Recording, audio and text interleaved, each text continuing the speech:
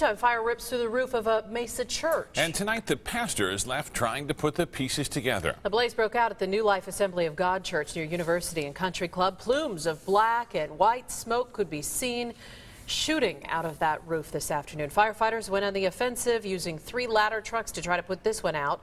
Fire officials say it appears it started in the attic. ABC 15's Pete Serratos is live in Mesa tonight. And Pete, you spoke with the church pastor and his wife, and you were there with them as they watched this church go up in flames. That had to be difficult.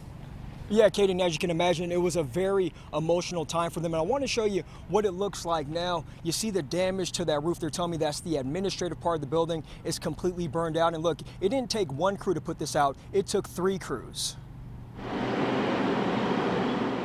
Air 15 video gives you a bird's eye view of the fire as flames engulf the rooftop of New Life Assembly of God Church in Mesa. And our camera crew on the ground capturing the flames. Fire crews from Mesa, Tempe, and Gilbert running through clouds of smoke, rushing to contain an attic fire burning out of control. I was just praying and hoping I could at least get our computers and backups out so we wouldn't lose everything. For 14 years, Pastor David Land has seen this church grow, leading his congregation through a lot of hard times, but nothing like this. All I know is that this is the time when it pays to have a relationship with Christ, because he's my strength and he'll get me through it. You were getting emotional when you were... It's emotional. That's the pastor's wife, Nancy, watching from her car as the fire takes over their church. She was inside the church with her granddaughter just moments before the flames took over the church. When they left, they saw smoke coming out of the rooftop and called 911. Yeah, it's very scary, and we just started praying. The pastor and his wife helpless. They can only sit and watch, relying on their faith to get them through. It's very difficult to sit here and watch. This is the new part of the building we've just completed, and to watch all that go up, it's very sad.